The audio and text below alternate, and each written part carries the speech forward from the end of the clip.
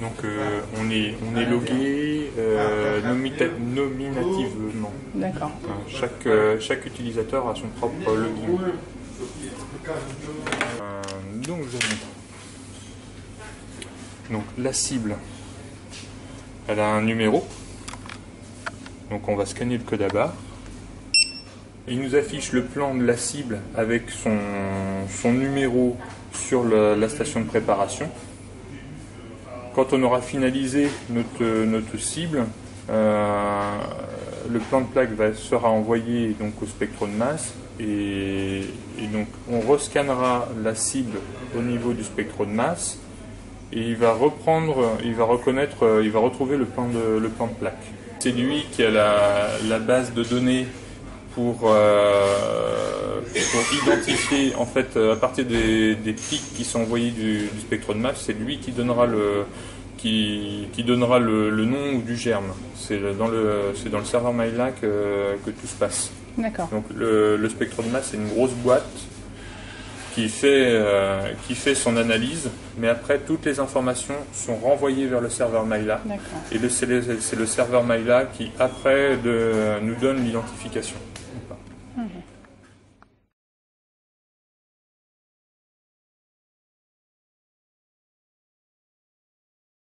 Le spectro de masse, on avait décidé de mettre toutes les urines et toutes les hémocultures dans la même pièce, de manière à ce que les identifications, ce sont des prélèvements où on a pas mal d'identifications, donc ça permettait de remplir les cibles rapidement le matin et pour ensuite avoir les résultats en cours de matinée, les résultats d'identification en cours de matinée.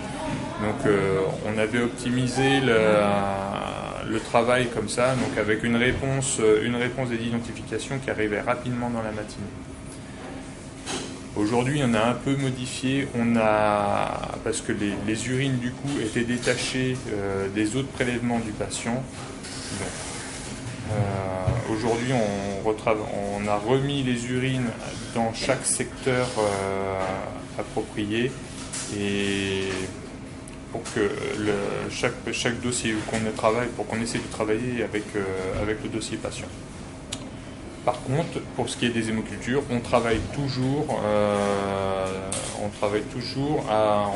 on dépose les hémocultures le matin en premier pour que les cliniciens aient les résultats rapidement sur les hémocultures.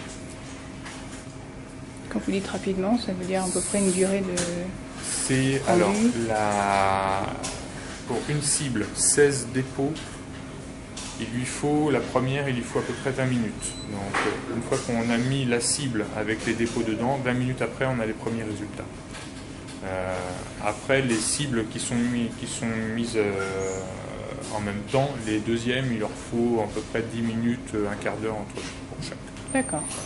C'est un peu plus rapide pour les autres qui suivent, mais la première est toujours un peu plus longue parce que on verra, il est obligé de faire son vide avant de réinsérer la lame au niveau de la partie au niveau du tube du spectro où va avoir lieu le tir laser.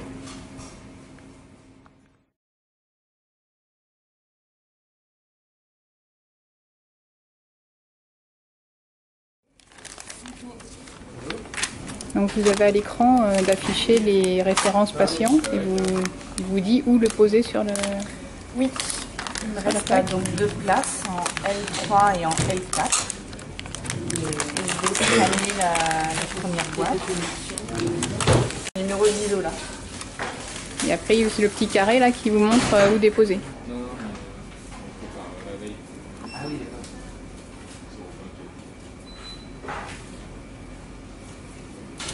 Et après je valide, je rescanne la boîte.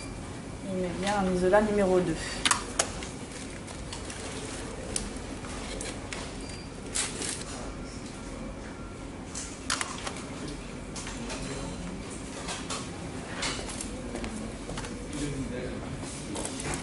Et là je vais mettre sur tous mes dépôts.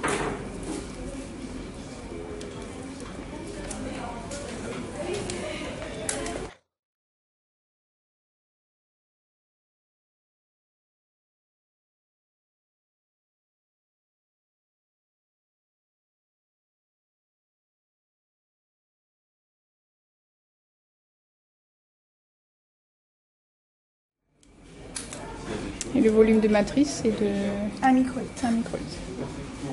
Donc le dépôt il doit être fin, il ne doit pas présenter trop de surépaisseur. On verra tout à l'heure sur l'écran, sur la caméra du Vitek MS. S'il y a une surépaisseur, du coup il y aura une mauvaise réponse du laser. La matrice n'aura pas suffisamment diffusé à l'intérieur du dépôt. Et donc du coup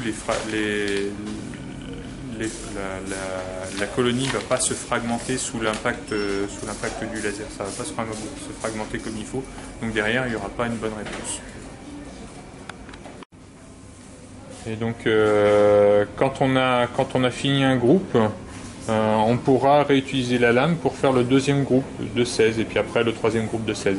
Si on n'a pas fini le premier, si on n'a pas déposé 16, si on n'a pas fait 16 dépôts sur la cible et qu'on valide et qu'on l'envoie au serveur Maila, du coup ce qui reste sur le premier groupe n'est plus disponible.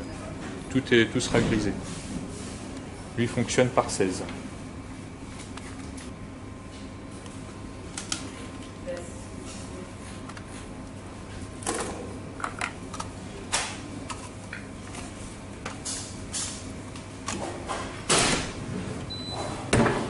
Je transfère la cible au serveur.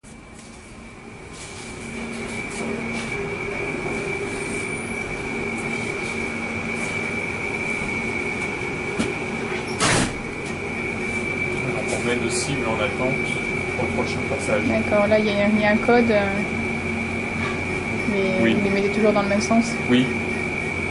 Pour que le premier qui a déposé sa cible passe en premier. Bon, après, il y a en fonction des staffs cliniques, on peut avoir besoin de certains résultats plus tôt. Je vois par exemple, le jeudi, on a le staff de réa, le lundi, on a le staff d'orthopédie. Donc, on a besoin des résultats plus rapidement. Dans ces cas-là, on essaie du coup, on passe notamment en premier. On a des examens de ces services. Donc il fait rentrer de l'air au niveau du sas qui est ici, parce que l'intérieur du tube est sous vide, et le vide est fait. Donc là il ressort le chariot sur lequel on va mettre la lame. Donc il a besoin pour ça de faire rentrer, une fois qu'il a sorti le chariot, il a besoin de faire rentrer de l'air. C'est pour ça qu'il met un certain temps. Tout à l'heure, là, le chariot va s'ouvrir, on va pouvoir mettre la cible dessus. Donc le plus efficace pour vous, c'est de déposer à l'intérieur du chariot plusieurs lames en même temps. Ça diminue le temps de vide. Oui, ça serait bien, sauf qu'on a besoin d'y revenir plusieurs fois dans la matinée. Et si on remplit, là à l'écran on voit, on a 4 possibilités, de place. Donc si on remplit tout, on peut en avoir pour plusieurs heures. Donc du coup, si on a besoin de passer une cible en urgence, on est bloqué. D'accord.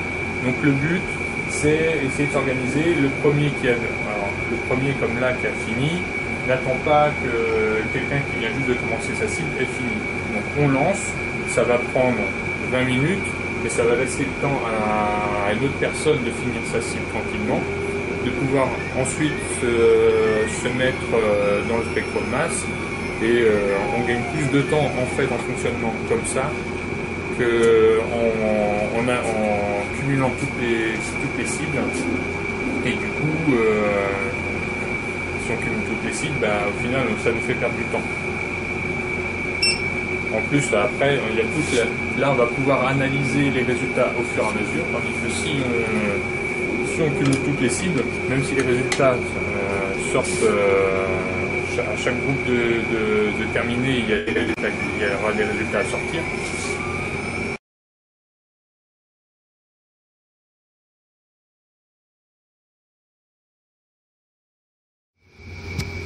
Là, il y a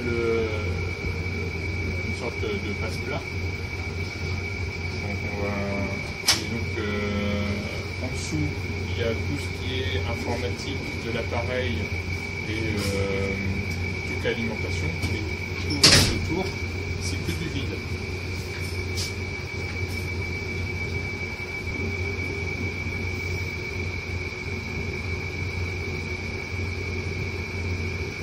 là, il s'est positionné sur la souche ATCC de Escherichia coli. Donc il balaye toute la zone, il fait un premier passage où il vérifie sur la zone où il a les meilleures réponses, et après il va refaire un deuxième voire un troisième balayage. Le but pour lui, c'est d'avoir 100 profils corrects. Donc là, la petite caméra, ce qu'on voit en blanc, c'est les colonies. C'est la matrice, le dépôt, ouais. Quand il est mal fait, on voit tout ce qui est en blanc, les petits points blancs. Donc on a des surépaisseurs qui sont tout en blanc brillant. Donc ça veut dire qu'il y a trop de dépôts. D'accord, il faut que ce soit légèrement flou. Faut que ça soit, voilà, gris. Les tout petits gris. Voilà. Quand là, c'est brillant, c'est bien fait. Mais quand il y a des gros pâtés brillants, là, il y aura un mauvais retour sur dessus. C'est là qu'on voit quand on a vraiment bien fait quand on a réalisé un bon dépôt, quand on a vraiment fait un dépôt faut qu'il soit à peine gris, quoi. Ouais. Quand il est trop blanc, c'est que c'est pas bon. Ouais, c'est pas bon. D'accord, il l'a mis en vert, là, c'est qu'il a dit que... il a réussi sa calibration. D'accord. Au premier passage, on doit avoir environ, je crois, une dizaine de pics type pour se calibrer. Faut qu'il retrouve tous ses pics, ça lui permet de s'auto-calibrer.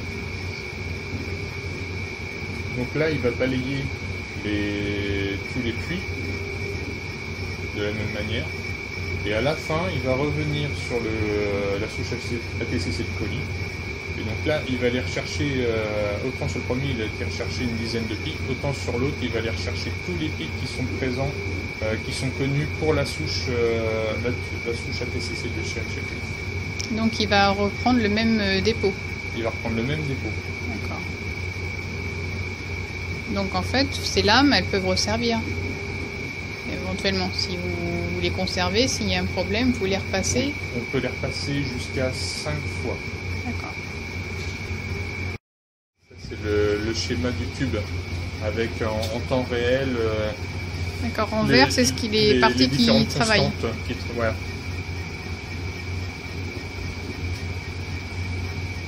Tout ce qui est en vert, c'est OK.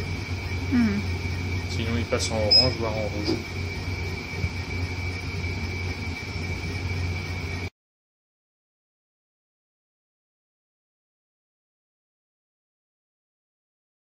Et la masse des protéines en Dalton.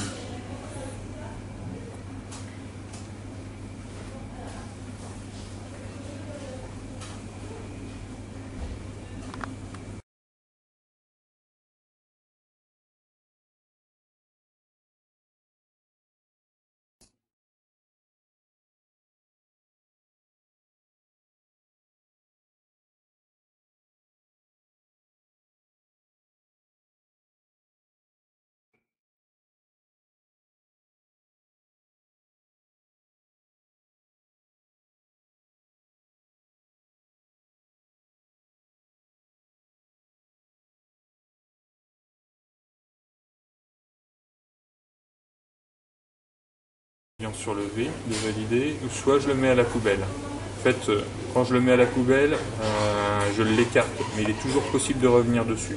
Tout ce qui est envoyé, conservé dans le cerveau. Donc il y a toujours moyen de revenir sur un résultat. Rien n'est jeté définitivement. Et donc cette validation, vous la faites tout seul ou avec le biologiste?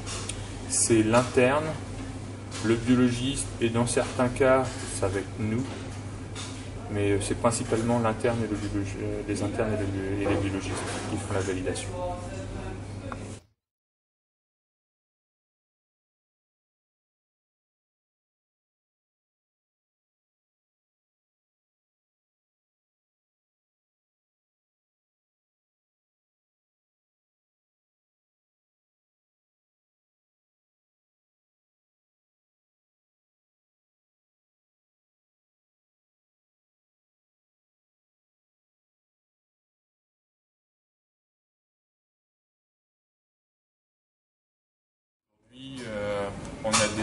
d'identification dans l'heure, quasiment. Aujourd'hui, on en est même sur les hémocultures. On ouvre des hémocultures qui sont positives. Donc on prélève le sang et dedans, on le centrifuge via des méthodes, on lave, on arrive à récupérer un culot avec des bactéries, on redépose, on arrive à déposer ce culot sur les cibles et on arrive à avoir des identifications d'hémocultures qui avant nous prenaient 24 heures, on arrive à les avoir pareil. Ça marche moins bien qu'à partir des colonies. C'est plus technique dépendant, technicien dépendant, parce que la qualité du dépôt compte encore beaucoup plus que pour les colonies. Mais on arrive à avoir des résultats sur une hémoculture qui est positivée, on arrive à avoir des résultats pareils dans les 2 heures. Donc c'est un gain de temps pour 2 heures après, à partir du moment où on a fait le prélèvement. À partir du moment où il s'est positivé. Ah oui, d'accord. Ouais. Ouais. Le prélèvement a été fait la veille peut-être. La veille, ça peut se positiver entre une hémoculture à Escherichia coli à priori, ça peut se positiver entre 4 et 7 heures.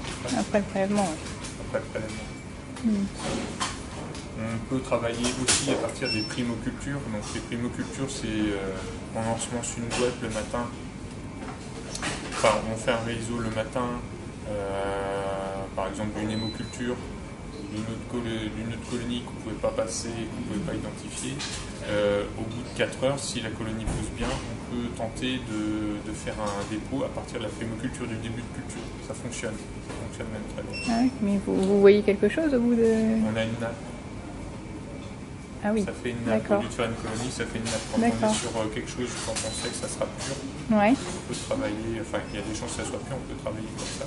Après, on revérifie toujours quand la culture a bien poussé, qu'on a une culture monomicrobienne. On vérifie toujours le côté monomicrobien des cultures. C'est important. De toute façon, lui derrière, il n'est pas capable, quand c'est polymicrobien, il n'est pas capable le VITEC-MS n'est pas capable de donner une identification sur dès qu'il y a 2 bactéries, il n'est pas capable. Il donnera un mauvais résultat, enfin il donnera un message comme quoi il a un mauvais spectre, donc il ne rendra pas de résultat.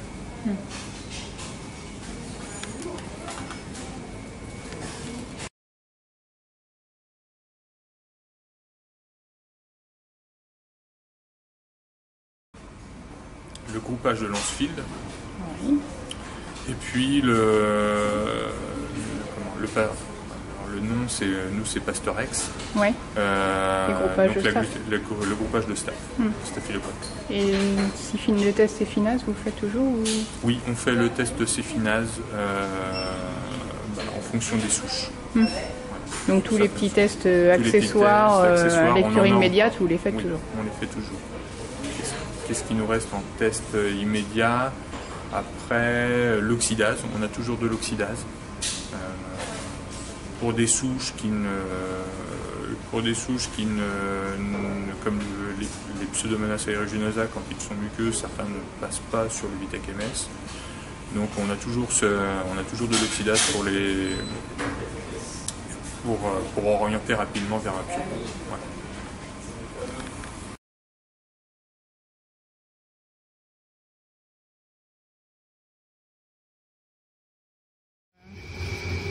Qu'est-ce que vous lui faites? Alors en maintenance,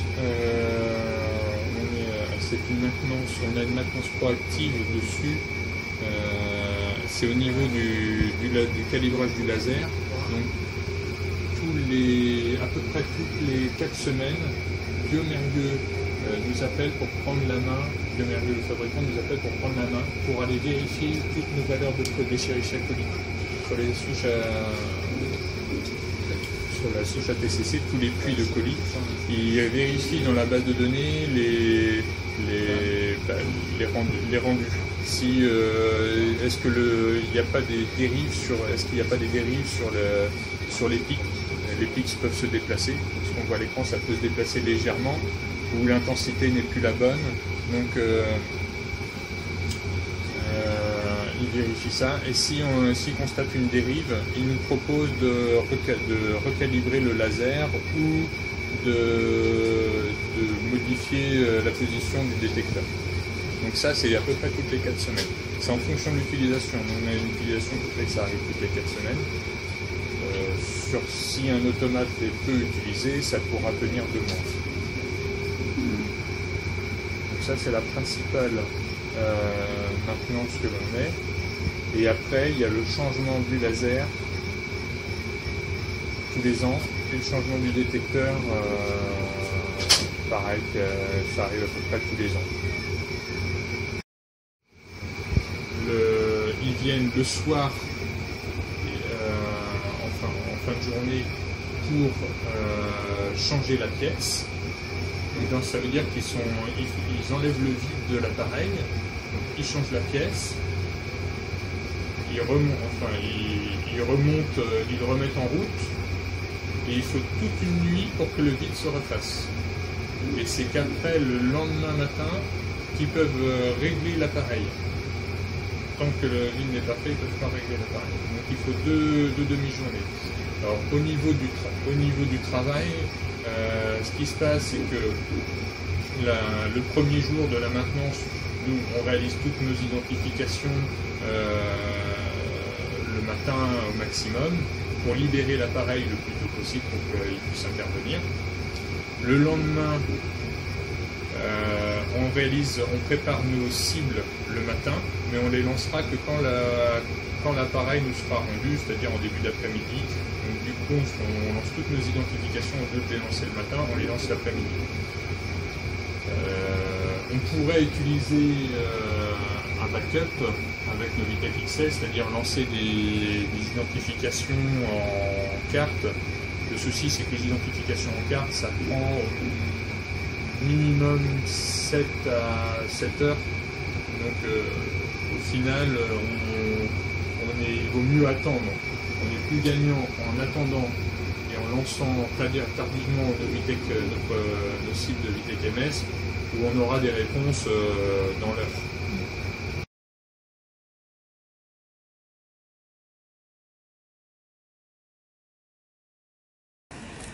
Vous êtes plusieurs référents sur le spectro de masse ou vous êtes tout seul? On est 4 référents sur le spectro de masse. En général, sur les automates, on est toujours plusieurs référents. On essaye d'être 4. Parce que ça permet, avec les vacances, quand il y a quelqu'un de malade, ou des fois il y a des formations, il y a beaucoup de réunions, notamment au niveau qualité. Donc ça permet d'avoir toujours quelqu'un qui est présent.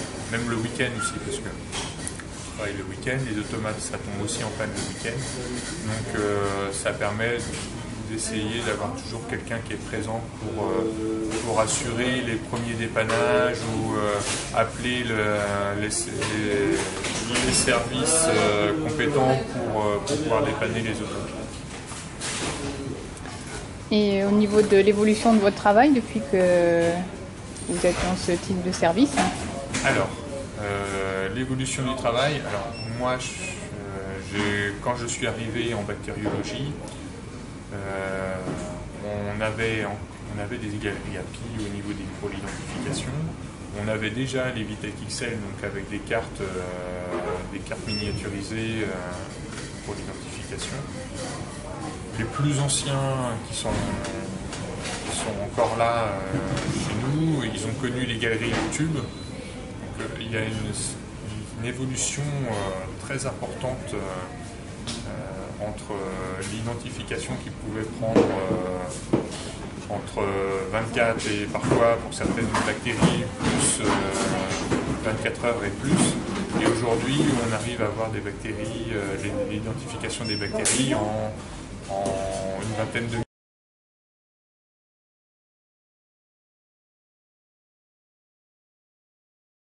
Le coût d'une identification sur le spectro de masse, c'est inférieur à 1 €. Ça doit être autour de 50 centimes, pas dire de bêtises. Le coût d'une identification sur VITEC XL, une carte peut coûter plus de 3 €. D'accord, et là le tarif annoncé, c'est en consommable? Ou c'est tout compris? Non, consommable. L'amortissement de l'appareil non, c'est pas inclus dedans. C'est que le consommable, c'est tout. Et pareil pour le Vitec XL. C'est que le coût de la carte.